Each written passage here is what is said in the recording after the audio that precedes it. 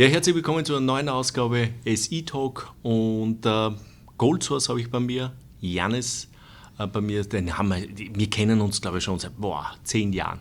How long we are know us? 10 years? It's possible? No, at least 10 years.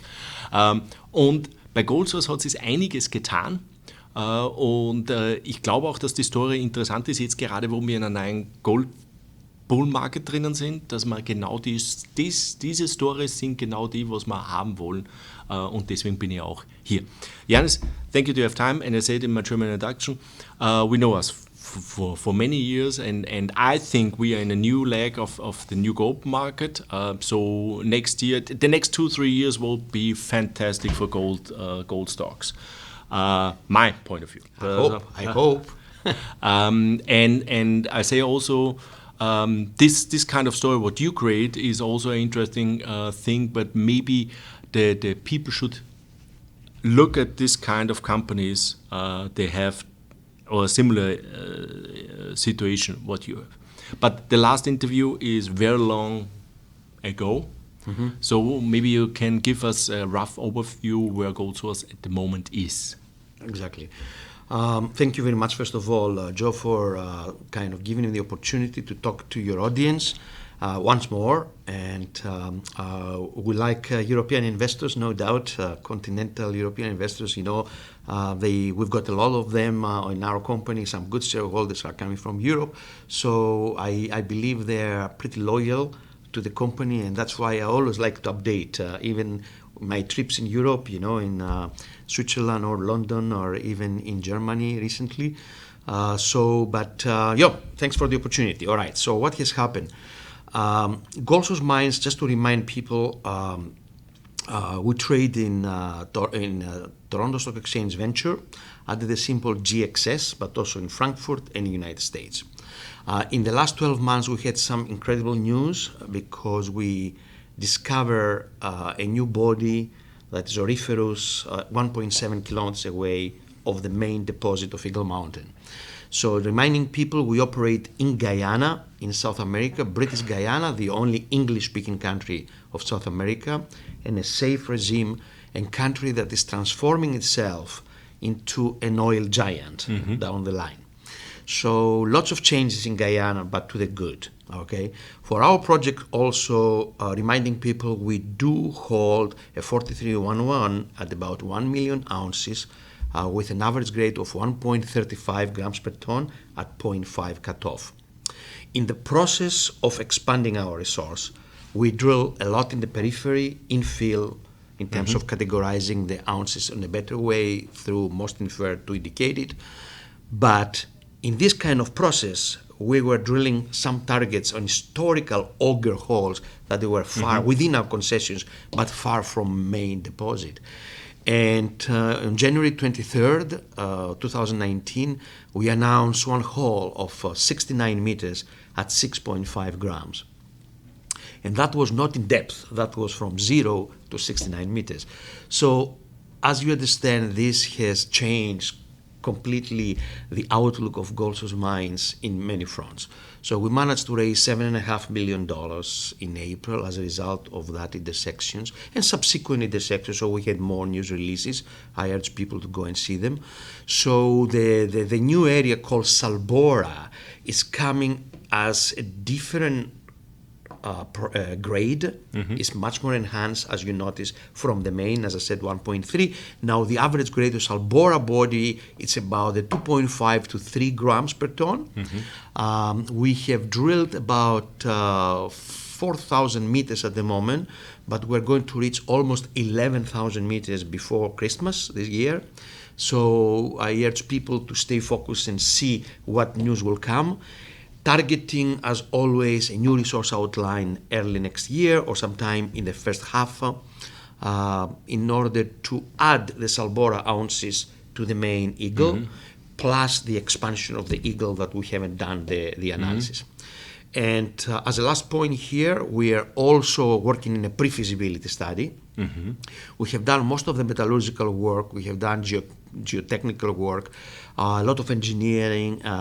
But what is outstanding, given the new discovery, is we haven't managed to conclude the reserves, we haven't managed to conclude the mine planning, because suddenly you find something that's richer than your main body. So of course, when you go to mine, you plan to go there. So we need a little bit of patience from this perspective, but that's good news for people who come to check Goldsource now, because they can see all the upside in the next 12 months. I would like to say that this comes more traditional geological outlook. It's a typical shear-hosted greenstone type of gold deposit. The main eagle was always an odd geology, was a thrusted faults in a granitoid, but the new Salbora discovery comes in a greenstone, mafic volcanics, very similar to what you see in West Africa, because as we have said in the past, the north part of South America and the West Africa used to be connected, so effectively the same mineralization style. But this type of mineralization carries on normally strike length, so I remind people we operate in the jungle, we don't see much on surface, we do a lot of geophysics, we learn from the previous holes, and therefore we start expanding now the main target of Salbora. We don't know if it's a unique target because we have analyzed through IP and we saw more than 4 kilometers of potentially sulfide mineralized structures. Now, I want to remind people they are not all sulfides auriferous. So we will have several good holes as we speak down the line. We will have also negative holes because this is the nature of greenfield exploration. And I'm very proud to say that Goldsource is doing greenfield because in the recent years, as you notice, not many people do greenfield exploration. And we see a lot of value to be created this way because that will enhance the main deposit. You raised 7.5 million in April. Is it enough to the whole drilling, to the pre-fee and so on, or is it enough cash, or do you think that you will raise another money? Well, this is an excellent question, the most important question apparently. We raised 7.5. We still have about $5.5 million in the bank. We are spending solid now with contractors, do different rigs. One is our rig, so we have effectively we wash the cost of this rig with because these people are employees. But the contract we have signed also is one of the best contracts in South America at the moment with a contractor, 24/7 drilling. So we have a budget of about $4 million on an annual basis, rolling annual basis. Plus minus 10%, obviously, because we enhanced it now with more geophysics and more drilling. So we just approved as a board a second phase of drilling. And something that I haven't said to anybody else yet, we said to the drillers, even when they finish this program, leave the rig there because we will come back before Christmas or just after Christmas to carry on with the third phase. So I expect a little bit more, but the money we have definitely lasts for us for a year and a few months. And we do have a lot of funds locked into our existing warrants. We trade at the moment around 10 to 11 cents. The warrants are between 9 and 20 cents. But they expire for about 1.5 years ahead of us.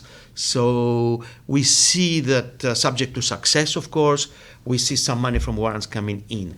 Bottom line is, unless we have some spectacular hits and carry on exactly the same way that we announced in January, and we see some serious appreciation in our stock price, obviously you never say never in this business, maybe hit the markets, but otherwise, we do not have this problem like a lot of other juniors at this stage. We are well financed, and we always manage because of our relationship with Silvercrest, the technical team around me and here, and very solid management team with Eric Fear and Nicholas Campbell. So effectively, we were never short of raising funds from this perspective. Yeah. So that's a list of my concerns. So that means we will see a lot of drill results. We will see then next year a pre-fee or something. Sometimes resource calculation on it. That's very important, I think. To this 11, I think you say 11,000 meters you drill this year. How many drill results so far out from this 11,000, and how deep, also how many holes you will drill. Is it going down deep, or you drilling 1 or 2 deep holes and the rest is only 150 meters? Or Right. Lots of good questions here. Okay, let's start with the latter. The original discovery holes were not too deep. We're about 150 meters deep. Now we are drilling up to 350, I have seen. The average hole depth, however, is about 250. The target for us here as Goldsource Mines, and we have put publicly that, is can we possibly move the 1 million compliant ounces into 1.5 million, of which a minimum of 500,000 to 600,000 ounces is in saprolite. I'm talking saprolite like the oxide part, the soft rock near surface or on surface mineralization. Why so? Because let's say you put a capacity of 4,000 to 6,000 for up to 6,000. You don't know yet what the pre-feasibility will show to us, tons per day operation. And at the grades we have now, obviously you talk about potential production between 75,000 ounces and 110,000 ounces. So the targets, and I take that with a disclaimer, please, the targets we put of 1.5 million ounces on surface with very low strip ratio, okay, and that's the target, saprolitic mining for the first 4 to 5 years. So that means very good economics expected or planned to be there for the pre-feasibility study. So that's kind of more or less the vision of where we are driving the company in the next 18 months. Now, on the second part of your question, the milestones ahead for the next 12 months are continuous drilling, and almost every month a news release with a lot of holes that we put. So you don't announce 2 and 3 holes, but drilling with 2 rigs, you expect every month to announce about 10 to 15 holes. Okay, that gives you a perspective. And we will carry on drilling even beyond the resource outline, the first resource outline that will come. So number 1 milestone. Number 2 milestone is in the first half of 2020, produce a new resource outline that will have Salbora in, potential additional target bodies there that are mineralized, plus the Eagle Mountain and the expansions of Eagle Mountain. Okay. Then the final and most important, of course, is a pre-feasibility study that will come in the second part of 2020, and that will come, of course, with all economics and capex, opex estimations and return rates of return and so on. Yeah, that's for sure. That's interesting. I forgot my question. That's my point. Not you. That's so many information that there come one last question into my mind. Yes, major goal. Is it to bring it by own in production, or that somebody come and? Look, how many times I'm asked this question, Joe. But look, I'm a president of the company, and I'm a director of the company too, and I'm a shareholder of the company. So I've got 3 different hats. And depends which hat you were wearing. Okay, at the time you think differently on this answer. But I would like to say one thing. We have proven with Eric, okay, and the success of Silvercrest and also other companies in the past, and that as a team, and I'm not talking only the management team in Canada, but we employ 34 guys in Guyana that come from IAMGOLD, Newmont, Omai Mine, and so on. So we have very tremendous team. We are proud that we have 100% Guyanese team in Guyana. Okay, so we are not scared of going to produce ourselves. We have done that in the past. So we have discovered projects, we have made mines, we have sold mines, and we have sold companies all together. Now, coming back to your original question, you never say never. All right. Since this announcement, we have seen some very good response to the limits what I can talk in from also producers, because this kind of intersections I mentioned, have been kind of eye-openers for this year for us. So we see a lot of attention by medium-sized companies and even big-sized companies, but at this stage you cannot run a company on that prospect, okay? And we are not this type of company. I want to tell people, you can check us and go back and see our background. We are not the promoters type guys. We are not scared. We want to capture more value on the project. And at the moment, the company is about $33 million capitalization. if I deliver the amount of ounces that I said before, if, and subject to success, as I say always, of course, the valuation of the company will be in very different level. So, it is an offense if I say, if tomorrow morning I had to do something like that, unless it's a real good value. Yeah. Okay. No, the point is that we know exactly that all the production company doing not too much in the last 5 to 10 years. So when the gold price is now going up to a higher level, all the analysts will ask the gold companies, the production companies, and say, hey, what is your growth story?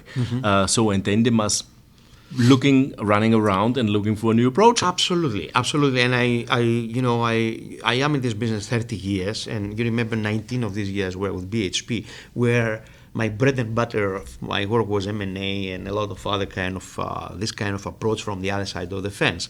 So I do believe, as you said, that the gold, I do believe, it's my personal, completely pleased. This for me is that the gold regime at the moment is pretty good. The macroeconomic information, any other things that we get out from the market, it suggests that the gold price will remain strong for a period of time. Just to give you an idea, our financial modeling and the plans we do is at $1,250 gold. So at $1,500 gold, I don't even talk. But saprolitic gold is very cheap because you don't blast. You have very low strip ratio and so on. So I do believe, however, gold regime is going to be good, and therefore it's going to be a time where, as you said, M&A will increase. We see already that, even on the major side, you saw with Barrick and Randgold and so on, but also you see in the medium size. Now, in the last 10 years, there are not many discoveries out there. Yeah. So the greenfield exploration element has dried out a little bit. So I wish that more people just like us, they spend more money in the jungle, they spend more money in the deserts out there, try to find the next round of deposits. So we create and stimulate this kind of M&A activity. But at the same time, these are not your drivers of your company. You drive a company to add value to your project, add value indirectly to the company, and produce value for our shareholders, but also all stakeholders in Guyana, the community, the employees, and everybody.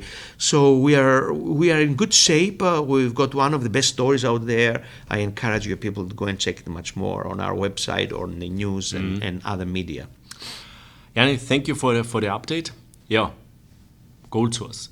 Guyana zuerst einmal, er hat am Anfang gesprochen und das sollte man vielleicht auch wissen, Guyana ist gerade mitten in einem großen Wandel, wird ein großer Ölproduzent, Exxon und Co. haben dort riesen Ölfelder entdeckt und die fangen jetzt dann an zu produzieren und das funktioniert natürlich dann perfekt in die richtige Richtung. Guyana ist auch das einzige Land in Südamerika, die Englisch sprechen, also dort Englisch die Hauptsprache ist. So, aber kommen wir mal zum Projekt. Also das Eagle Mountain, das war immer die Story, das war die letzten 5 Jahre die Story. Da haben sie ungefähr 1 Million Unzen in diverse Kategorien und früher haben sie es eigentlich probiert, diese in Produktion zu bringen, eine kleine Produktion hochzufahren. Hat mehr oder weniger gut funktioniert, überhaupt in dem Umfeld, wie der Goldpreis war. Aber sie haben Anfang des Jahres ein Discovery Hole gehabt bei einem naheliegenden Feld. Das war ungefähr 1,3 Kilometer entfernt mit 69 Meter über 6 Gramm.